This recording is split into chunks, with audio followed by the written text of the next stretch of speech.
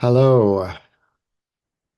Today is August 26th, 2024, and Diana and I had the great opportunity to present at the Astro Gnosis 3 conference outside of Chicago on August 9th of this year, thanks to the invitation of Miguel Connor. So the conference went very well. It was very engaging. Diana and I presented, and I think our presentations went well, were well received. And yet, I think that there were sort of gaps or questions that may have come up through the course of the presentation, given the time crunch that we were under. And so I am wanting to redo the presentation and show you the slides that I had prepared and do it by way of this recording. But let me just give you a little glimpse of the introduction to this talk at the conference by Miguel Connor. And yes, obviously, we've had some great presentations, but it is truly an honor to have Dan and Diana, because when it comes to Sophia, we are the champ. They are the champions, and their work We has are the been champions. their work has champions. been all these years studying about Sophia, and then Dan comes with some scholarship that just blows my mind and a real game changer. But I'll let Dan take over. So please welcome. Thank you. Thank you, Miguel.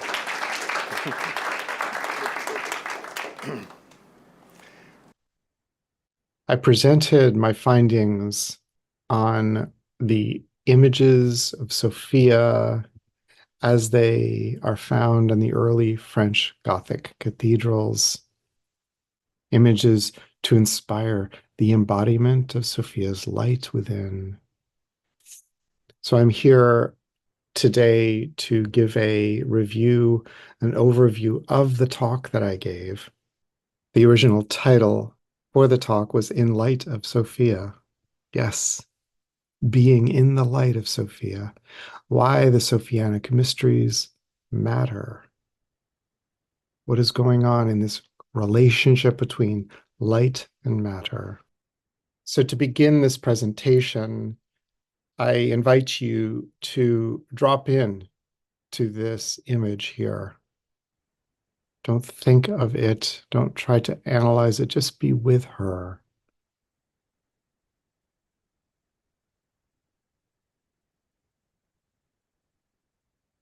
Very good. We will come back to this image later in the presentation.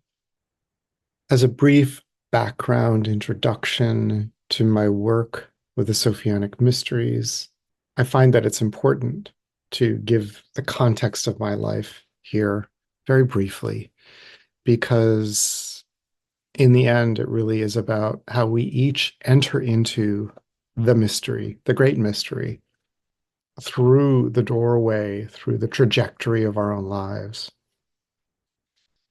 So when I was a teenager, I was aware of the risk of losing my childlike spark. Like Jung's little mannequin he held in his attic, I gave this a name, the Sophia Project, which became a symbol of my commitment to not lose this childlike spark, not to be dumbed down by maturity as I strove to keep the childlike curiosity and freshness alive in me. When I ultimately stumbled on the Gnostic tradition about 30 years ago, Sophia took on a whole new level in my eyes, with now vast meta-stories of oppression and liberation. I've taken a deep dive into the Gnosis tradition, following not Ariadne's, but Sophia's thread through a tale of cosmic history. In 1997, I presented my first rendition of this creation story of Sophia from master's project at Matthew Fox's University of Creation Spirituality in Oakland, complete with musicians to support this bardic recalling. I am humbled, as there is so much I don't know nor understand. But following the lead of my own inner spark, this is how the mysteries are moving through my consciousness. So we want to define the Sophianic mysteries Sophia, or source light wisdom, as she appears in the texts of Gnosis, not limited to the Gnostic texts. She includes a unique creation cosmology where Sophia Shekhinah is a key figure, which points to the reactivation of our latent human divine potential. I have been immersed in these texts for so long, finding just amazing references to Sophia across the many different religious and particularly the monotheistic religious traditions of Christianity, Judaism, and Islam. So there's Gnosticism and the early Christian Gnosticism. There's Christian mysticism. There's Kabbalah. Gershom Scholem has been a key mystic scholar or scholar of the mystical tradition of Kabbalah that has helped me enter into the mysteries of Sophia that are found within the Kabbalah. There's alchemy, of course, Jung and his work with all of that is as a part of what could be considered the Sophianic mysteries. Henry Corbin has introduced me to the Islamic, Persian, and Sufi mysticisms in his book Alone with the Alone. This was a tremendous book. Knights Templar, as we will discuss in this talk, and the Grail legends and more. The creation story of Sophia, a meta myth for our times. So this is what I found when I dove into these mysteries, the finding Sophia in these texts, finding the Sophia project as she appeared in the grand scheme of things, and that it is orienting humanity back into alignment with our origins, our purpose, our telos. This story, like any creation story, is unique. But as we go through it here, gradually the significance of the story becomes clearer. Joseph Campbell called for a new myth, a myth for our planet, for humanity as a whole, at this time of the global village, that can help us to navigate these difficult times of transitioning from parochial tribal culture to a humanity that is coherent and in alignment with surviving into the next level of our evolution. I have found that this grand story of Sophia has appeared on images on the early French Gothic cathedrals, placed there likely with the help of the original group of Knights Templars, beginning in approximately 1128.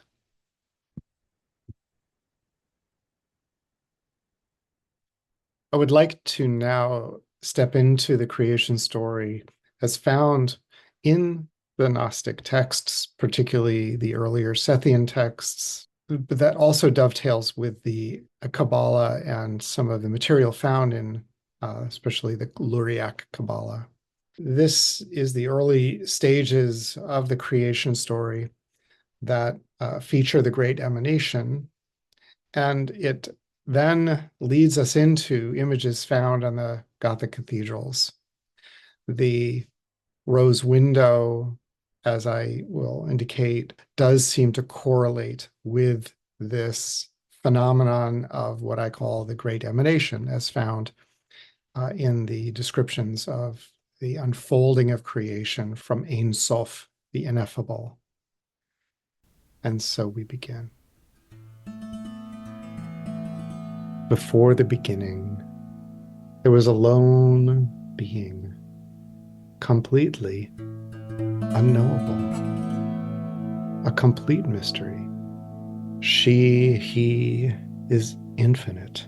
This being is incomprehensible, ever imperishable, has no likeness to anything. She is unknowable. This, as found in an amazing text in the Nag Hammadi library, Gnostos, the Blessed.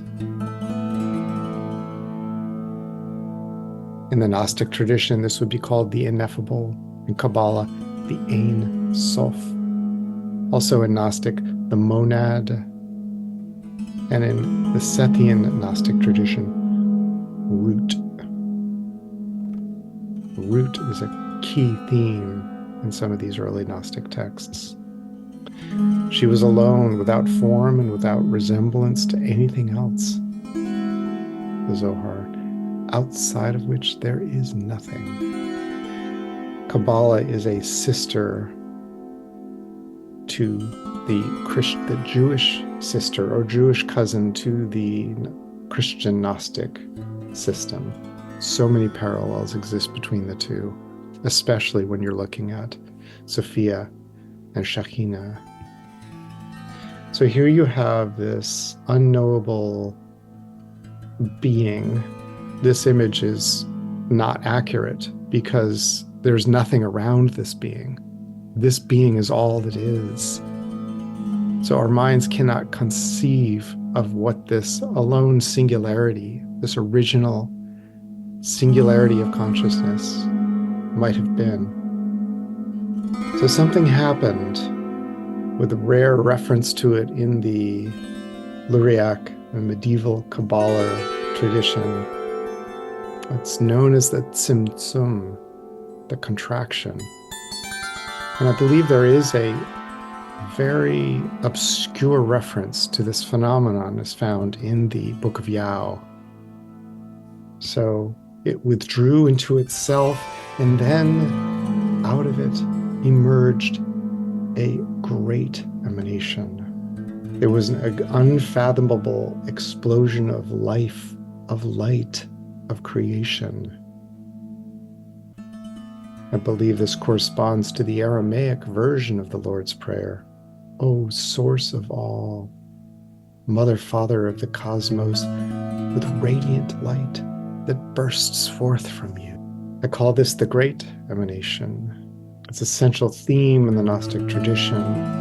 And in the Secret Book of John, Christ spends paragraphs in praise of this.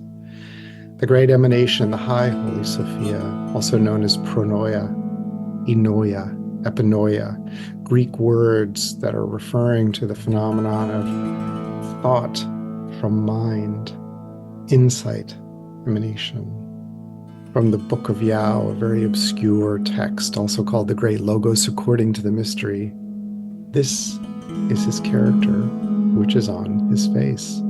The ineffable, the unknown, alone, original being. This is his expression, the great emanation.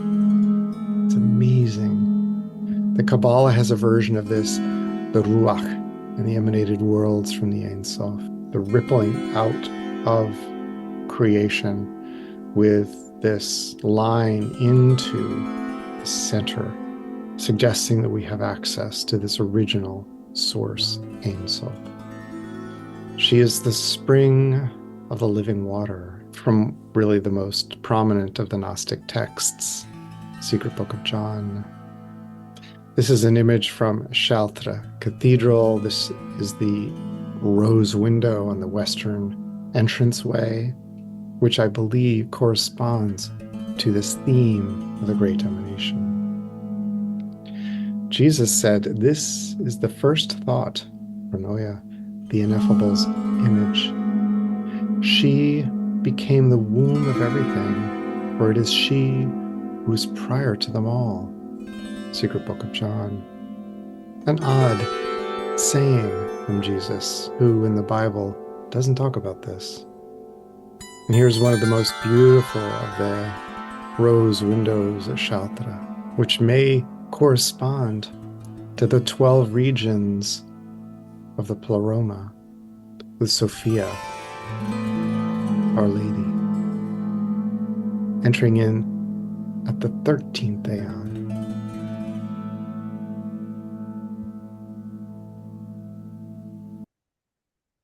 Notre Dame de Paris, Our Lady of Chartres Cathedral, and the Gnostic text, the obscure Gnostic text called the Pistis Sophia. Here we find her story carved in stone. Notre Dame of Paris, this is an image prior to the fire that destroyed the roof and the spire of which there is rigorous reconstruction going on with the supposed target date of December of this year for its reopening. Diana and I were there a year ago, going through France and around Paris to the various cathedrals where we were tracking down these themes that seem to have appeared on them. As part of our work, looking at these and visiting these cathedrals, such as Chartres, we were also coming into sympathetic vibrational awareness with the images found on these cathedrals.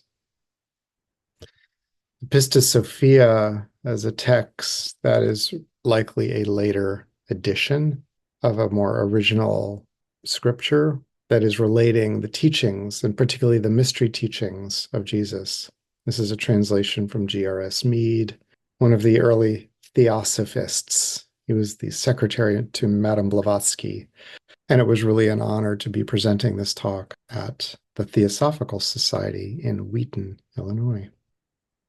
The Pistis Sophia was published by Mead in the 1920s, long before the discovery of the Nag Hammadi library. And this was a rare, phenomenal text that relates 13 initiatory processes that Sophia goes through, where she is singing songs to her light of lights, assumed to be the Christ, with parallels to the Psalms. This is likely a technique that the editors of this text were using in order to lock it in to an earlier Jewish history and tradition. So now I would like to go to the cathedrals and to present the thesis that images found on these cathedrals contain cryptic references to some of the themes and some of the storyline that is found in the Pistis Sophia. So here we go. This is the west portal. Construction began in 1145, and this front entranceway was completed in 1150. And there's elaborate artwork and sculpture on the tympanum, these archways above the doors. We will be looking at the one on the left. This left front portal became a key for me to making the thesis, to discovering essentially that there is a link between these cathedrals and the text, the Pistis Sophia. When I was there in 2009, I took pictures of this image and this portal and went home. And as I was reviewing the pictures and these images, I suddenly became aware that this seems to correspond to the very first section of Pistis Sophia describing his ascension. This was astounding. The Pistis Sophia describing Christ's teachings 11 years after the crucifixion, as described in the very first sentence of the book. But what I'm going to do is I'm going to go over the top and the middle and the bottom images as they correspond to the Gnostic Pistis Sophia text. And incidentally, this image is specific to the Pistis Sophia. I do not find it in other of the Gnostic texts. So here you have this up top image. You see Christ clearly with something coming streaming down below him. Is it water or is it light? Angels appearing to rear back from the power of what some have described as his ascension. Who are these angels that are rearing back? They do not look like they're in praise of him. In chapter 3 of Pistis, It came to pass then, when that light power had come down over Jesus, that it gradually surrounded him entirely. Then Jesus ascended or soared into the height, shining most exceedingly in an immeasurable light. So the idea is that that text is being described by this image. This is a thesis that will take some time to unpack, so please bear with me. By the way, you can also see some of the astrological images. There's the ram on the left, and I'm not sure what there's on the right, but these is another aspect of how this particular portal, this tympanum, relates to the Pistis Sophia, because there's a scrambling of these astrological signs, something which Christ talks about doing during his ascension. So we're looking at the next level. This is these angelic figures falling below the line, the watery waves, which is indicating a boundary. Jesus said, and all their bonds were unloosed, and their regions and their orders, and everyone left his order. Here in the Pistis Sophia, Christ is talking about these fallen angels, these lower God beings, and that during his ascension, he threw them into chaos. And they fell down altogether, adorned before me and before my vesture, and all sang praises to the interiors, the first mystery, being in great fear and great agitation. So these angels are singing not glorious hymns of beauty. There's a chaotic feel to their flight and a fear in their expressions. So we now turn to the bottom row. Here we have a series of figures, very likely explained as being, looking up, like the disciples looking up at Christ who's ascended. The only problem is that there's 10 of them, and they also seem to be holding some sort of a scroll. This is described specifically in a very unique and unusual theme and turn of events that is very rare. And that is that, so Christ descended down into the lower world. His great self descended down into the lower world of chaos, this region, as part of a plan to rescue Sophia. And that in order to do that, he had to pass through the gates of the archons. And in order to do that, he had to disguise himself. And this is described quite specifically in some of the Gnostic texts. So he is a infiltrator who has descended through the gates and the sort of the prison gates of the archons, if you will, the astrological territories of control that encircle Earth. Then, as is described in the Pistis Sophia, he ascends through those gates, and that the archons don't even know, the angels don't know he's here. They don't know what has happened, and they don't know where he came from. And so they're just kind of blown away. And so hence the angels in their chaotic flight. Well, as part of this, he is taking the region of the right, and he is having the influence of the region of the right, which is the higher realms of higher divine consciousness, that they are giving false information to the horoscope casters and soothsayers, the diviners of this lower fallen archonic world. And he is then messing with them so that when they turn to the left, they'll have lost a sense of their orientation and that their divinations will be scrambled. This is essentially what is being described in this.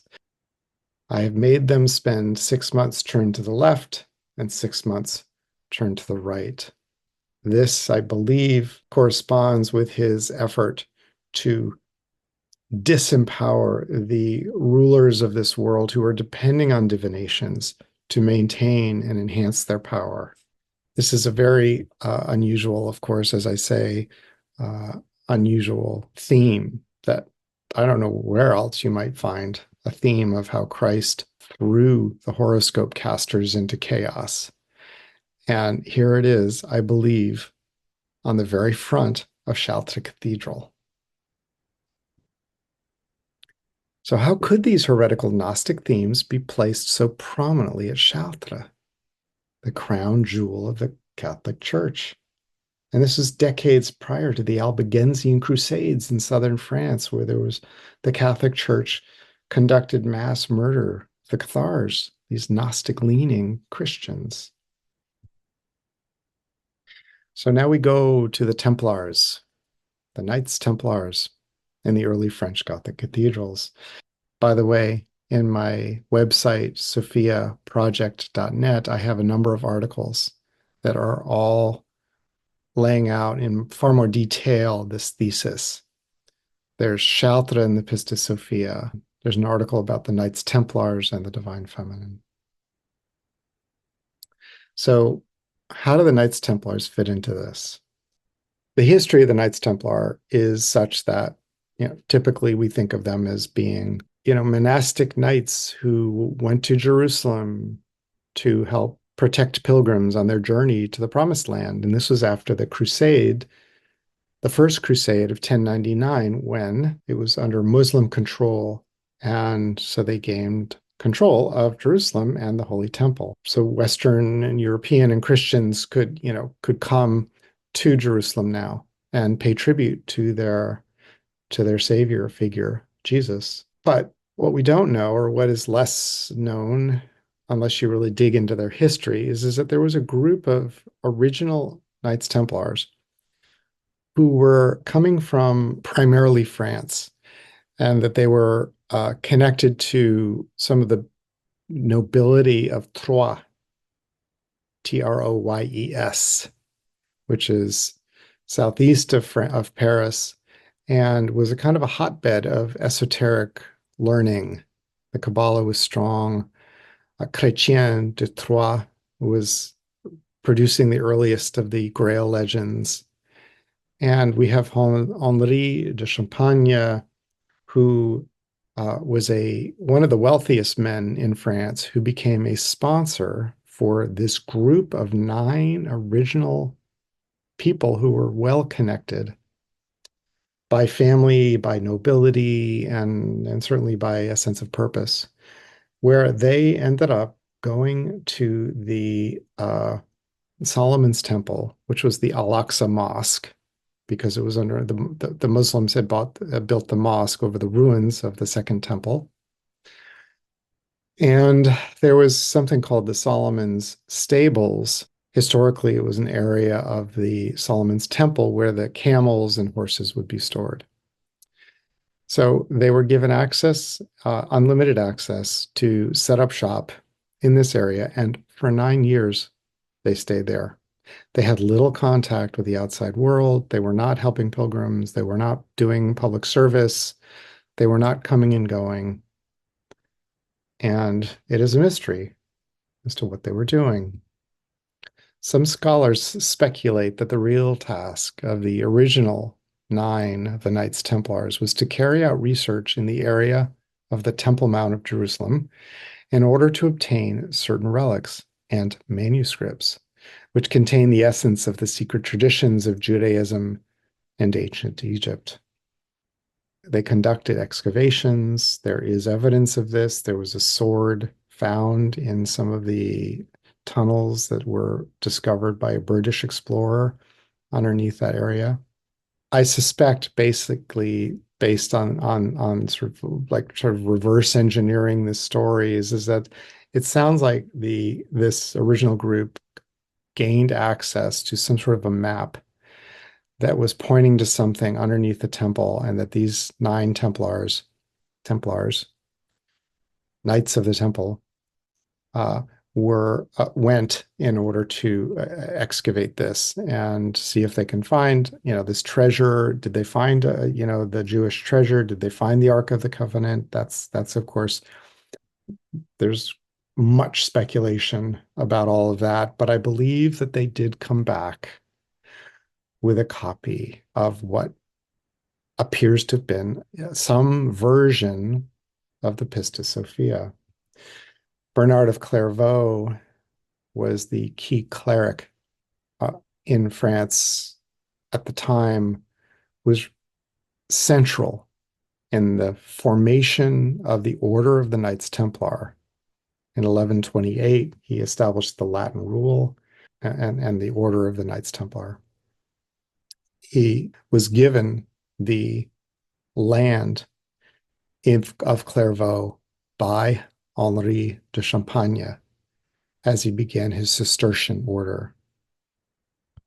Bernard of Clairvaux's uncle was a man named Hugh of Payen, a vassal under Hugh de Champagne, who was a key player and he was there at the temple and became the first Templar Grand Master. Picnic and Prince, the Knights Templar were the prime movers behind the building of the great Gothic cathedrals, especially that of Chartres. Bernard of Clairvaux was the religious overseer of the building of the new novel Gothic cathedral structures, with the work of Abbot Suger.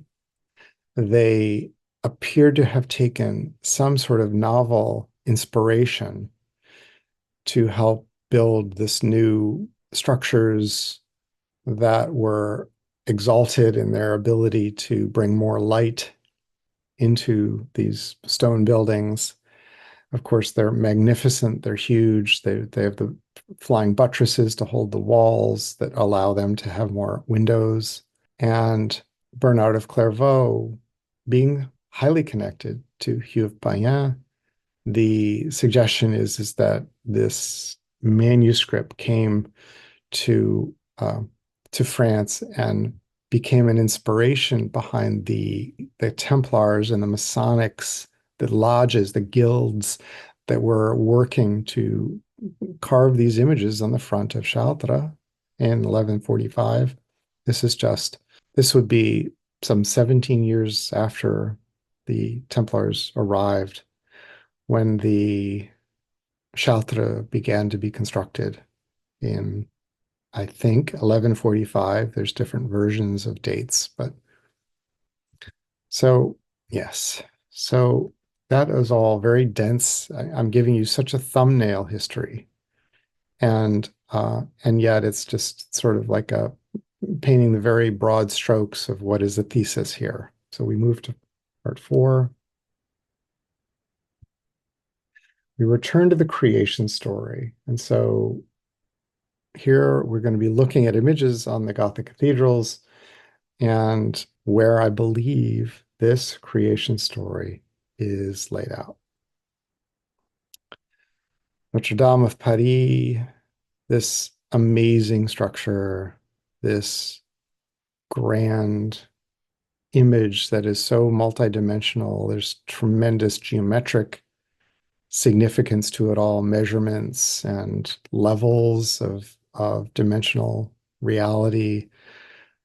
And so here we have construction began 1163, so it was shortly after Chartres, but this would be the resources that went into this on the L'Île de Cité, the center, the heart of Paris. So I will be focusing on the central archway. As you could say, there's 3, just like in Chartres, and I will be focusing on the one in the center. So if we look at this central entrance, we see on the right this large figure. So across there's 4 large figures on sort of main supporting archways next to the entrances. And we're specifically wanting to look at the one on the right of the central portal.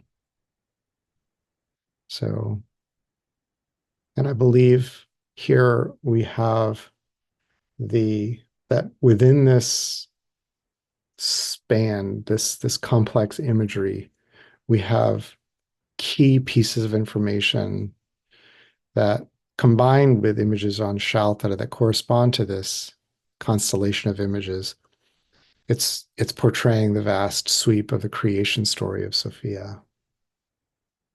So on the very right, we see this curious figure. It's large, it's larger than life. It's up in the heavens, not down in the lower regions, but it's above the entrance. And here you have this strange figure known as Synagoga. She represents the failed Judaism. This would correspond to the times of the 12th century when there was a strong anti-Semitism. And yet I believe that with the Templars, that they were actually quite curious about the esoteric streams found in Judaism, just like how in Troyes, this was a hotbed of esoteric Judaism. So you have an image that is supposed to represent the failure of Judaism. There's this odd figure with a broken staff. Her crown is fallen to her feet. And she has what looks like a snake wrapped around her head. What is this? The snake hissing on the crown chakra. This, I believe, is an image of the fallen Sophia, as described in the Pistis Sophia. She has become overcome with the tyranny of the archons. The great lion-faced light power devoured all the light powers in Sophia. This is Christ speaking in the Pistis Sophia. And cleaned out her light and devoured it, and her matter was thrust into the chaos. Pistis Sophia, chapter 32. Christ said, a lion-faced ruler in the chaos, of which one half is fire and the other darkness. That is Yaldabaoth, of whom I have spoken unto you many times.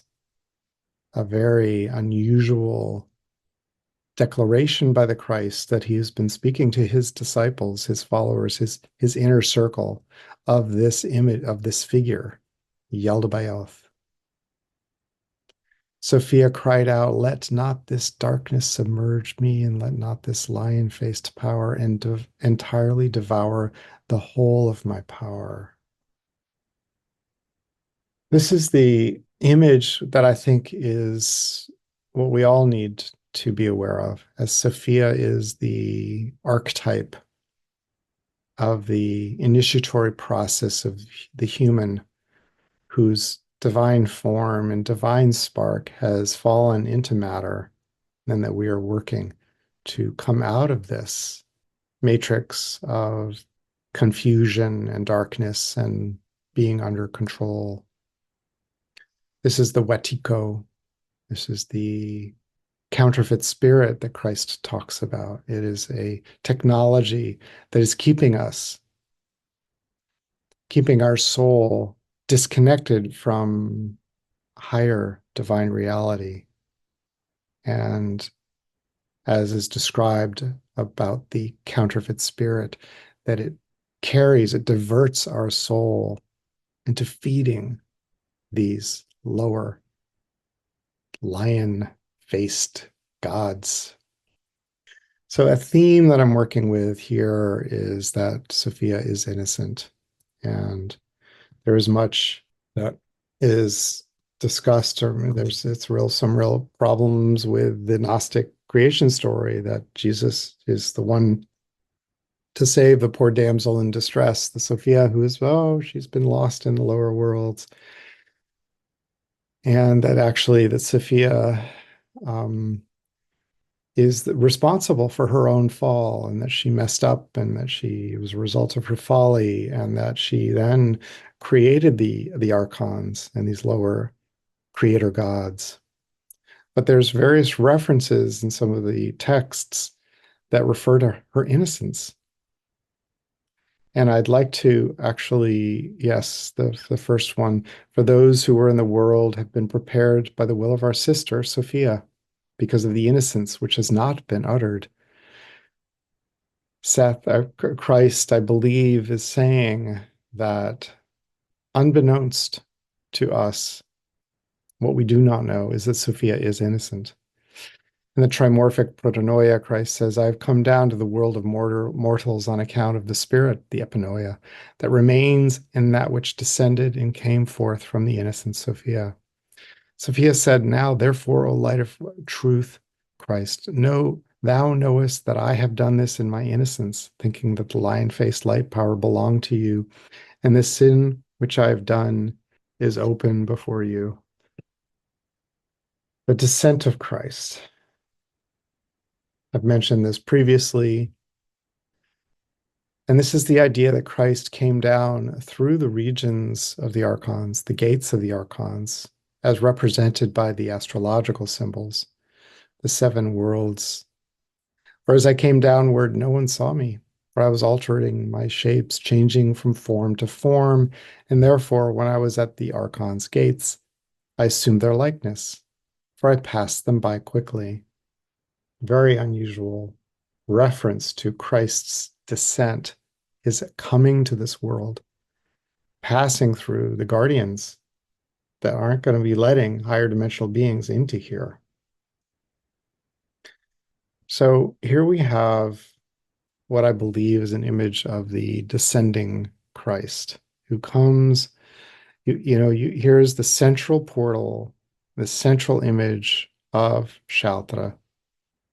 And curiously, with what appears to be a cross of the Templar cross behind his head.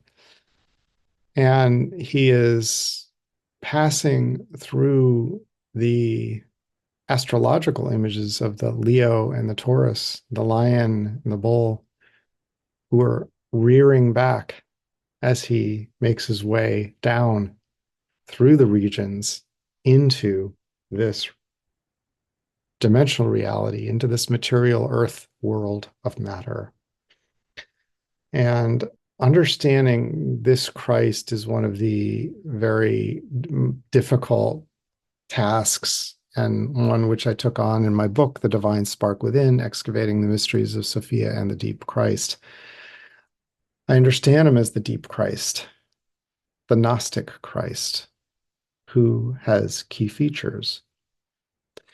I refer to Robert Eisenman as a gauge for teasing out all of the misinformation and spin found about Christ in the New Testament. Was he a Jewish prophet? Was he a zealot, Aslan? Was he some figure that was construed out of some ancient god motifs? Some call it the Christ myth theory. Was he created to conflate Titus with this messianic figure in the late first century, according to this thesis presented in a book, Caesar's Messiah? Was Jesus a figure that was inspired by a real historical figure, James, according to Eisenman? Or, as I suggest, we need to keep in mind that Simon Magus, a teacher who has a very mixed and very difficult historical footprint, largely because of the misinformation and the vitriol that was placed on him by the Orthodox tradition. I won't go into this in this talk, but other than to say that I'm holding an open lens on who this Christ figure was, that as he shows up in the Gnostic tradition is so much more unusual than how he shows up in the biblical tradition. Simon Magus is somebody to keep an eye on, somebody who was credited with being the originator of these cosmologies, who came to rescue Sophia, who descended through the regions of the archons in disguise. I go into this in the book. But let's set that aside And let's look more at this theme of the Christ who speaks of the region of the right, this area of the higher realm of that was a part of the original great emanation, the pleroma, the unfolding. It's called the wholeness. And then there's the region of the left, the region of the unformed chaos down below. I think you can almost think of it as up and down, but for some reason, I think according to astrologically and cosmologically, there's something about the region of the right and region of the left. So if we go to Chartres in the south portal, this is a montage of images that corresponds to the central portal of Notre Dame. Diane and I stayed in an Airbnb at a South Portal theater building, and we would walk out into the front door entrance, and we would be looking straight at this image here. And it turns out that this is providing ever more insight into the relationship between these early Gothic cathedrals and the Pistis Sophia. Here you have Christ depicted as being above this water boundary that seems to indicate the difference between the upper realms of the divine pleroma realms and the lower realms. Here you have Christ. So you have Christ sitting below this cloth image. Above him, there is a vertical post. I believe that the crossbar is missing and that should be a cross. In the Pistis Sophia, rejoice and exult and add joy to your joy. For the times are complete for me to put on my vesture, which hath been prepared to me from the beginning. Pistis Sophia 8. Here, he's being crowned, but he's being in his ascension experience. He went to the highest regions. Here's another level of the watery boundaries. He's going to the first mystery, according to his description in that text, where he receives his vesture, his robe of glory, his higher light body, and that when he comes down after his ascension experience and he returns a day and a half later, he is wearing his vesture, and there's a lot of intrigue around that. What was written on it, and the amount of luminous light and supernal light that he was radiating upon his return. So below this image of Christ receiving his robe, we have on the right, so facing out, Christ is looking out, and on his right, there is the region of the right and the region of the left. You have, I guess I can show you with my cursor, these angelic forms, I believe, are referring to archons who are coming out from below the 12th or 13th aeon. And you have disciples and spiritual people who are looking to the higher heavens, attempting to not get caught in the disinformation and the matrix of the archons. But if we look at the left on this other side, we see that people are being pulled into their traps of carnal pleasure that disconnects people at times from connection to higher divine reality. So we look at that a little more carefully. Here you have, so this is the region of the right, the angels, and they're looking past them, I believe. And here's the region of the left, whereas the further to the left, which is our right, the further you go, the more sort of sinister and parasitic these images seem to appear to be. These archons that are from coming below the watery boundary are similar to these angels that are flying below the watery boundary. Christ said, let all the powers, the archons of the left, go to their regions. Very disturbing image here on Chartres Cathedral. This is the Christ holding a book. I sometimes wonder what that book is. And he has two I would refer to it often as the gates of the archons, but it's a little bit of a flippant reference. I never really looked into it more until I came to this image, came to this sculpture out in front of our Airbnb, and I'm looking at it more closely. And the one on the left is a lion whose body is stretched out up from behind Christ. So Christ is coming down and he is conquering these beings. And here on the right, there is the reptilian, snake-like, dog-headed, lion-headed, flying serpent, Yaldabaoth. I took away all the power of all the emanations of self-willed. He conquered self-willed. Self-willed is another name he uses for the Yaldabaoth. At Notre Dame, you have this as the central pillar and the central entranceway. You have the same image, the lion stretched up behind it and the reptilian snake-like image on the right side of it, the left side. Perhaps the lion is region of the right and the left is the region of the reptilian. They're kind of sassing at each other, and I have no idea what that refers to. Here it is, this reptilian entity on the back, going up, behind Christ.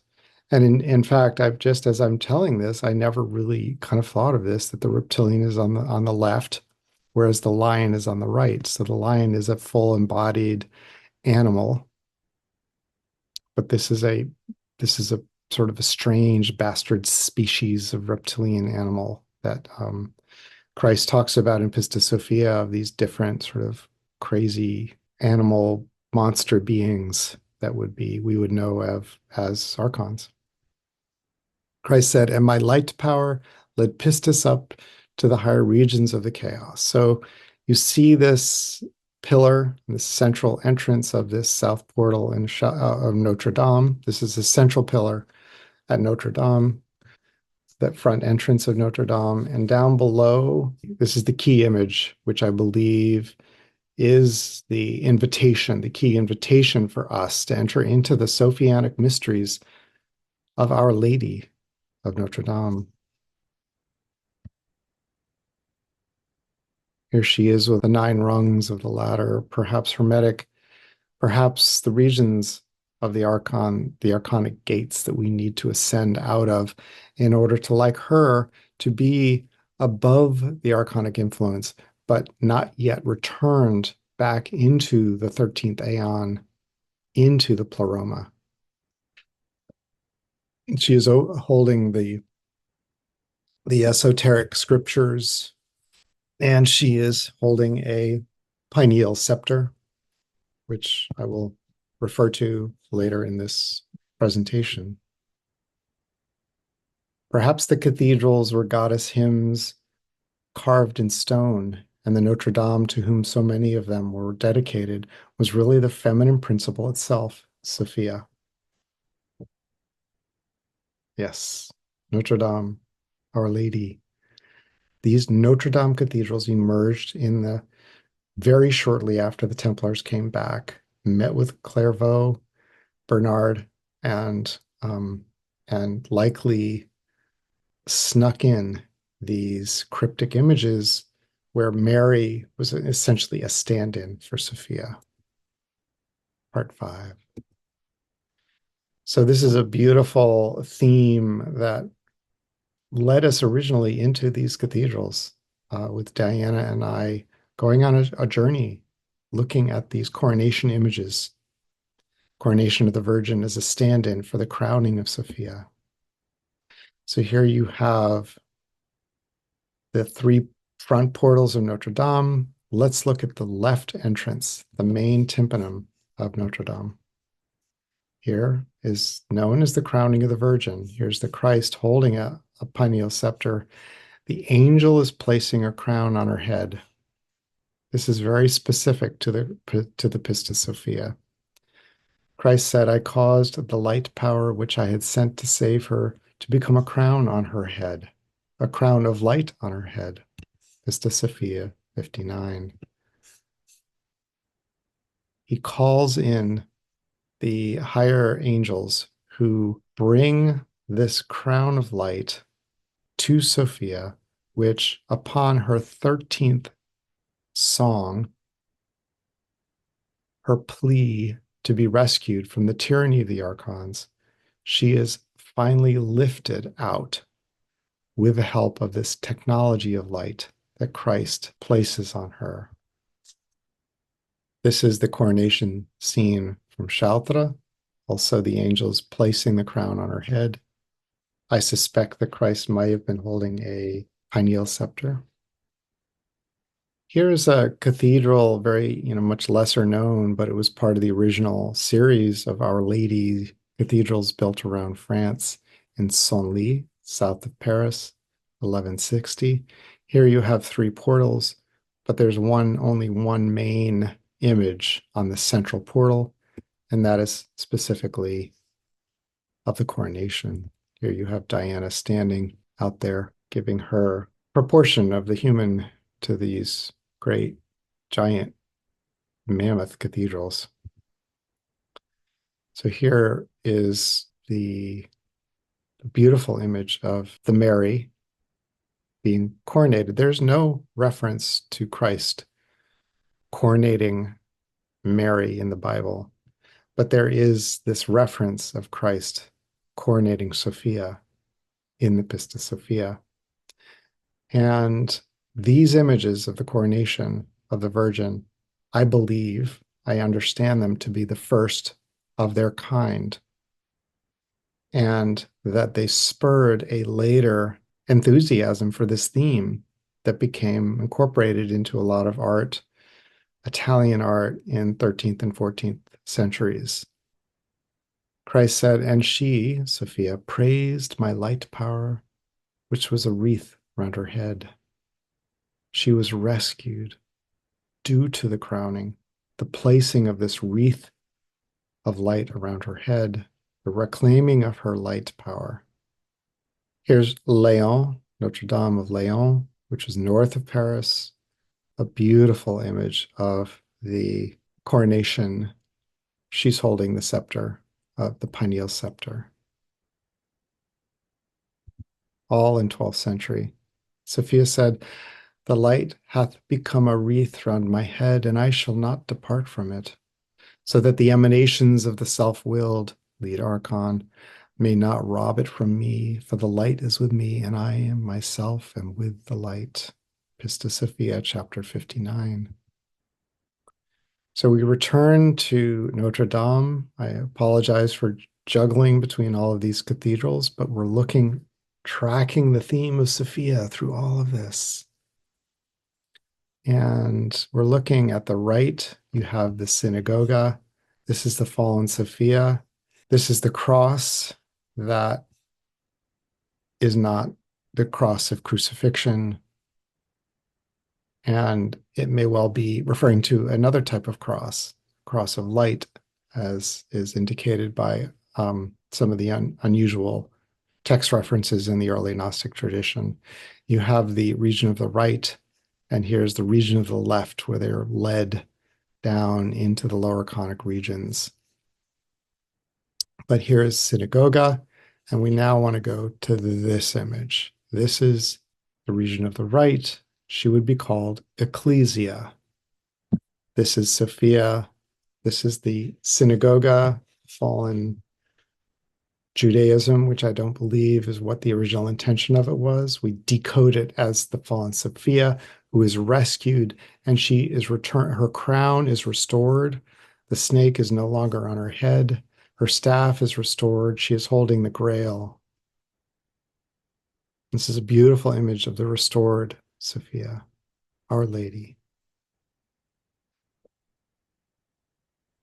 So we want to look at the right side. This is one of the last themes that we'll be working on.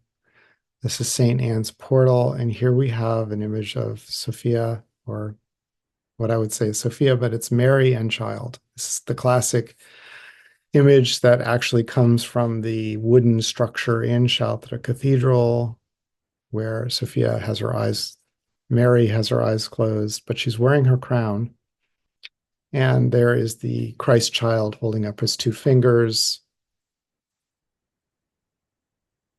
This, I believe, if you take it away from, if you pull back from the more specific theme of Mary and child, you look at Sophia and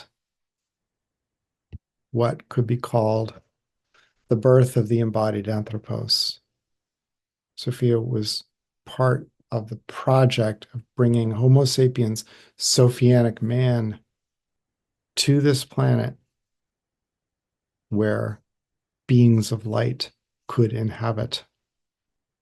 Here's Chartres, the same image, very, very older. From Gnostos, it is this pattern that exists among the immortals, the greater anthropos form, the monad and the thought. Pronoia are those things that belong to the immortal man, anthropos. We are looking to be calling in this anthropos to become embodied. This is, of course, the famous image on Chartres, the sedes sapientia, throne of wisdom, Sophia. It was saved from the fire that happened in 1193, I think. Here we see the incredible blue light that was so unusual, and they still are not quite sure how they got that. But it's luminous light that comes streaming through these windows that have healing qualities unto themselves. But you have the crowned woman, the crowned Sophianic image with child. This is, here she is.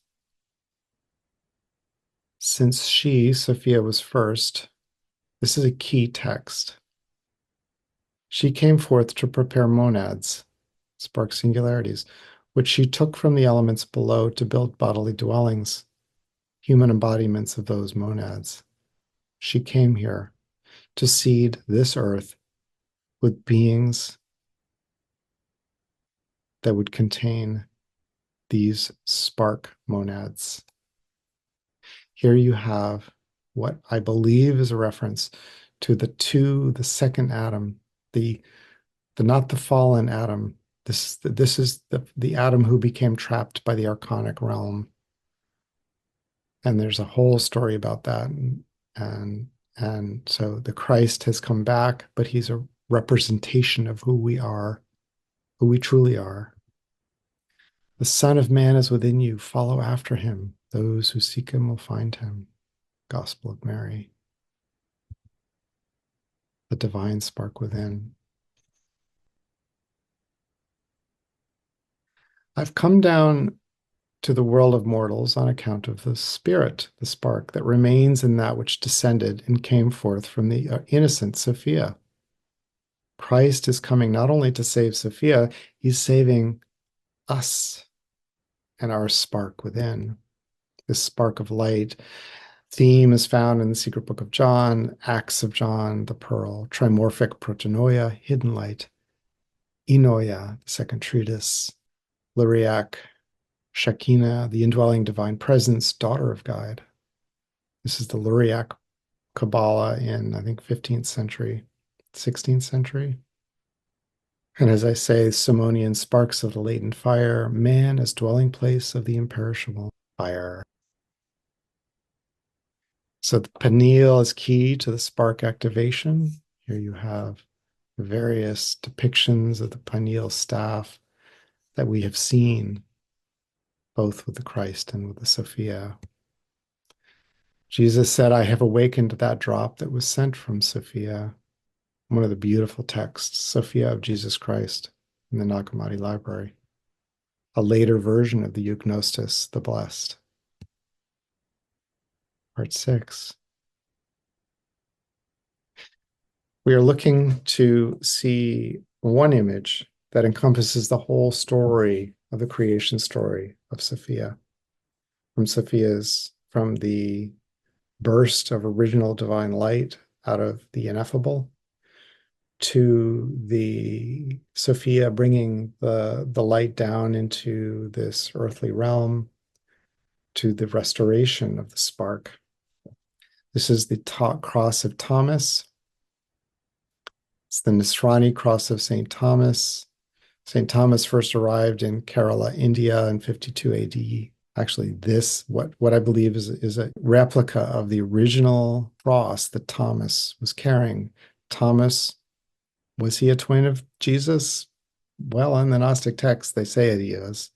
He was a close associate. He was one of the disciples who went to India, bringing the good news to India. He set up not the crucifix, but the cross of Thomas that looks like this.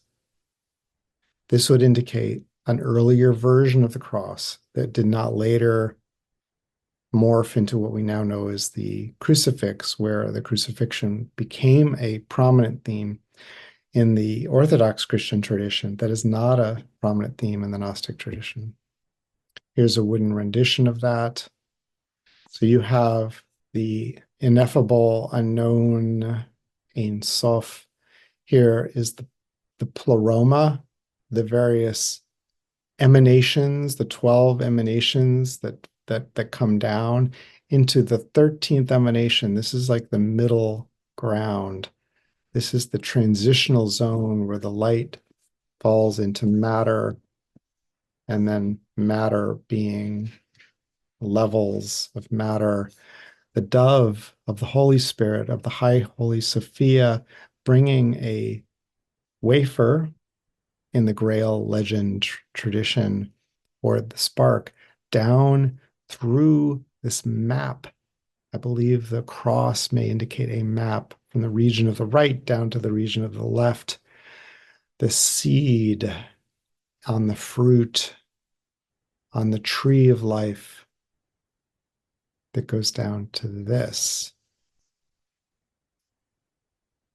Here you have that seed that the Holy Spirit has brought that then becomes luminous. It is the awakening of the spark within, I believe. This is the great Sophianic mystery that we are here to uncover. This corresponds to the Kabbalah, the tree of life. And the lowest part of that tree of life is the Malkuth. So the Malkuth is where the Shekinah is. This is the earth plane, and this is the indwelling light in material reality. This image I used to work with Daniel Holman in creating this image of the Ein Sof, the great emanation, and the descent of the Holy Spirit into the regions whereupon this spark of divine light in material reality could awaken and be in sympathetic union with this great creation, this great emanation.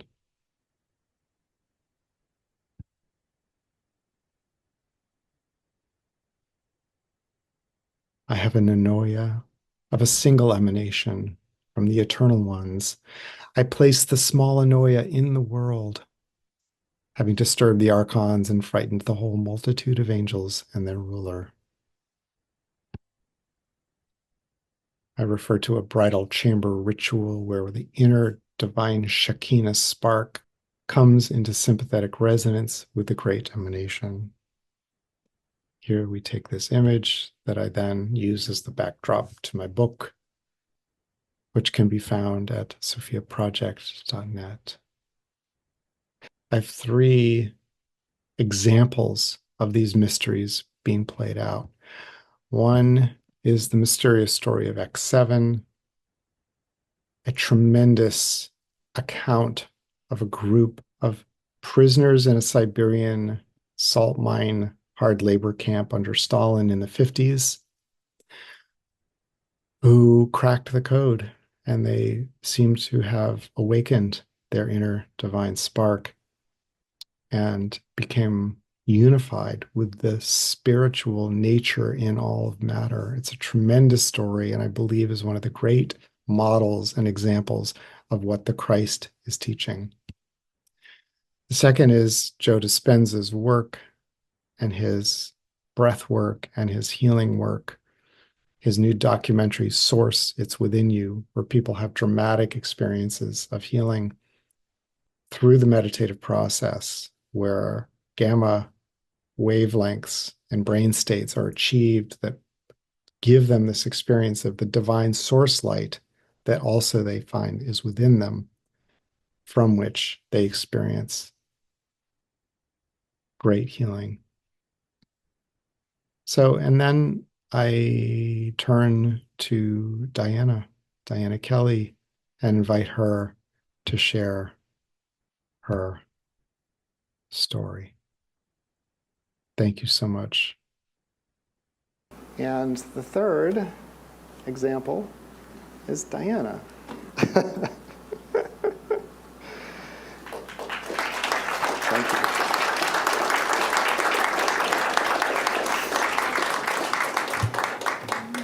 So, Diana and I first started working 7 years ago. Since then, we've become much more involved with each other in our work. And you know, whereas I'm working with the texts and a bit of the esoteric tradition, Diana is working from the feminine principle. She is working from the place of mystic. And it's not an easy path, I know, knowing her. It's hard for her to have these experiences and hold them. Not just, hey, everybody, you know, like how can she hold them and respect them?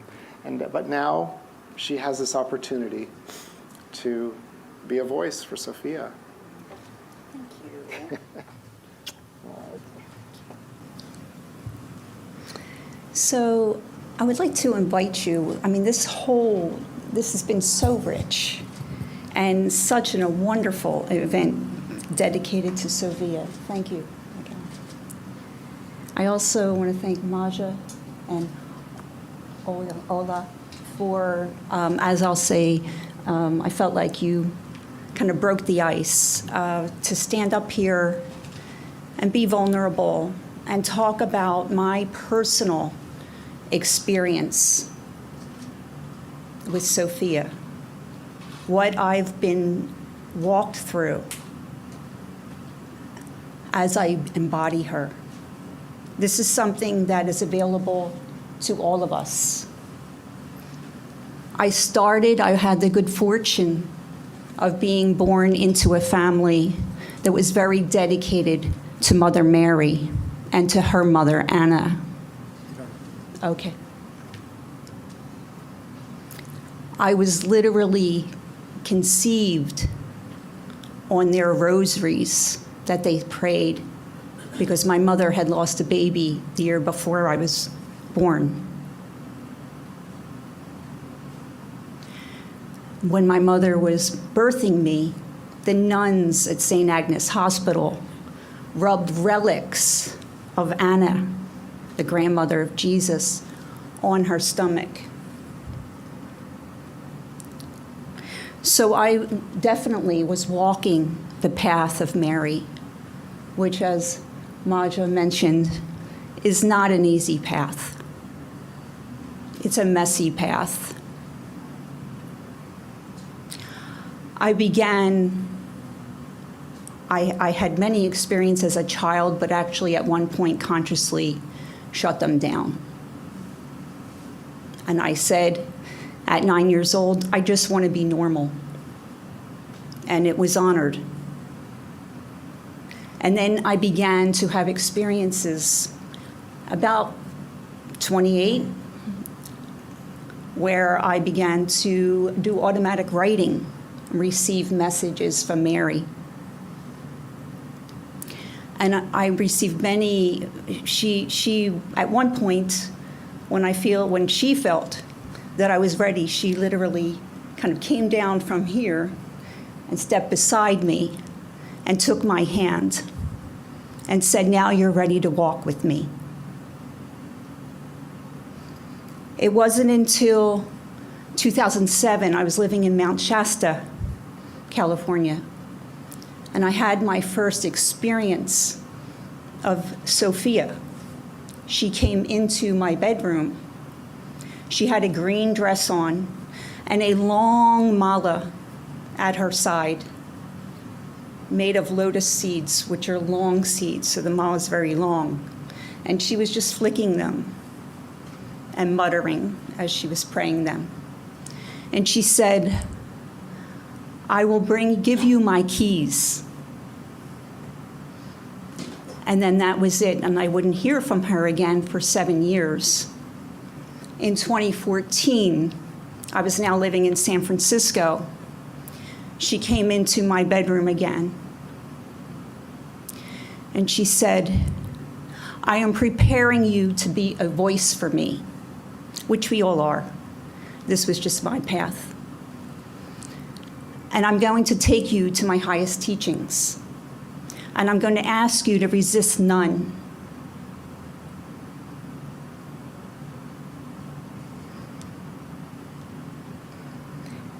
Who is Sophia to me? At first, I didn't even recognize her. I wasn't sure, is this Mary? Is this a Black Madonna? Who is this? And she didn't tell me right then, she began to reveal herself to me.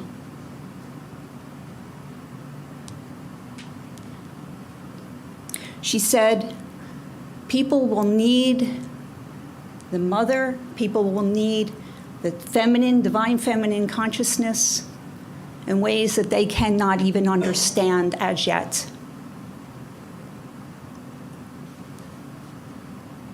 And that was 2014. I think we can all see 10 years later how much more challenging it's gotten. Although she didn't specify that there was going to be a great crisis in the Middle East, that was the impression that I felt like she stamped on me.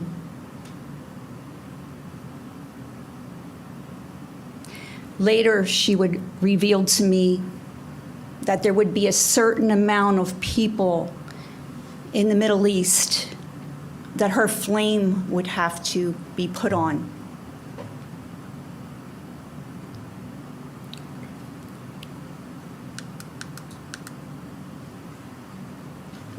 In addition to the teaching, she asked me to begin walking the labyrinth at Grace Cathedral in San Francisco regularly. I tried twice a week, sometimes once a week.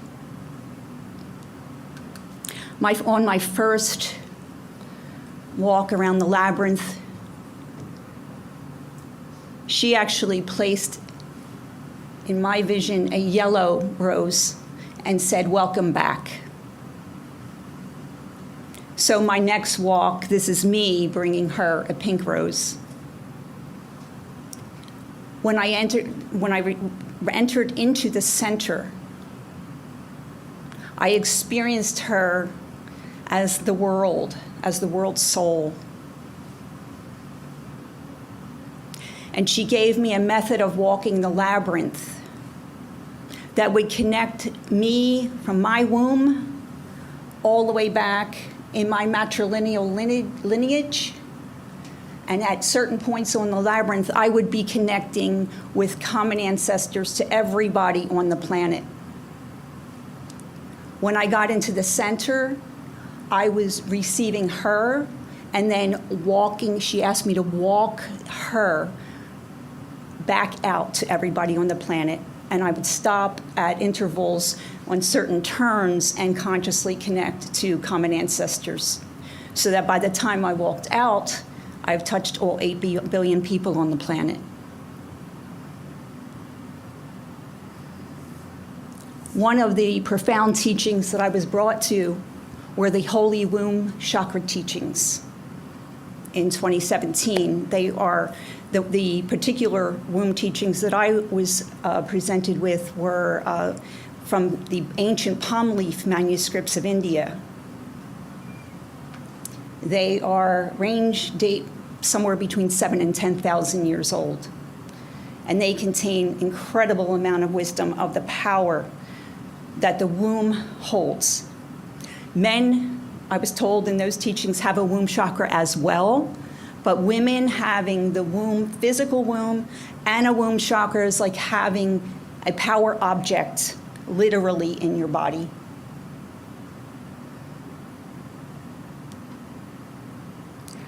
when I was chanting, I received mantras to clear out my womb chakra. Because as women, we hold a lot of energy there. As I was chanting one of the mantras, I was actually taken to the womb of the mother.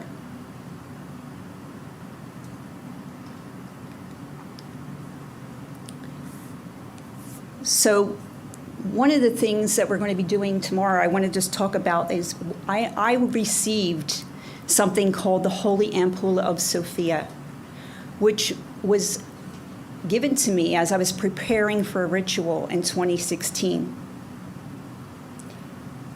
And what it is, it's an activation of our crowns.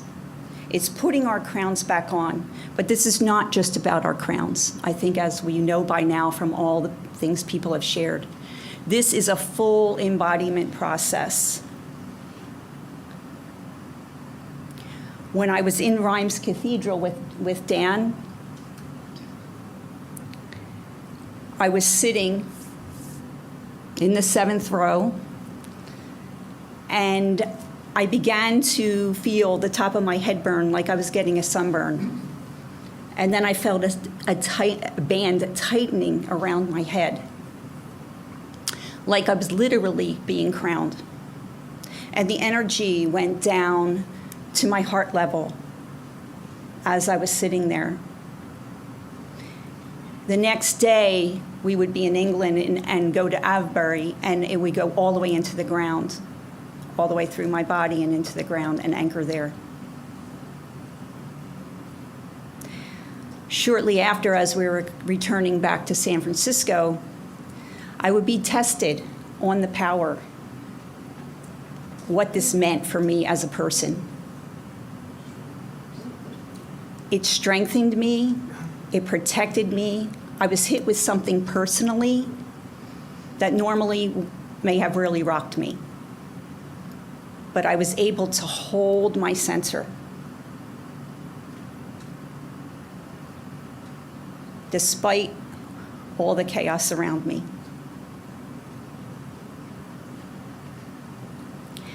This ritual we're going to be doing tomorrow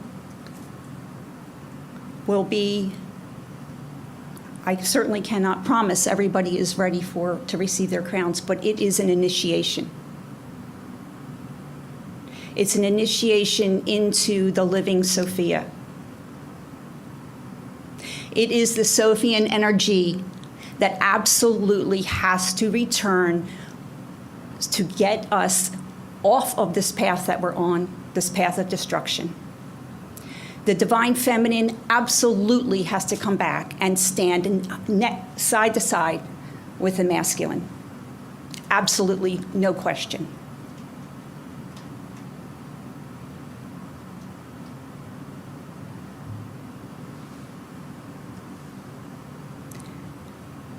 The feminine is holding the keys. And it is standing next, it needs to stand next to the masculine, and that's where you have the Christ Sophia, or as she has asked me to say her name more often, the Sophia Christos. So our world can come into balance within each of us, and then that's how we appear outside in our relationships and in the world, bringing it back into harmony, back into balance. I cannot urge you enough how much she has stressed to me is to please, she is wanting to come back. She is calling her children back to her. She was never meant to be out of the picture. We are like orphans. So, and this is actually from Judy Chicago. She is asking us to make a place for her at the table, in our hearts and in our world. Thank you.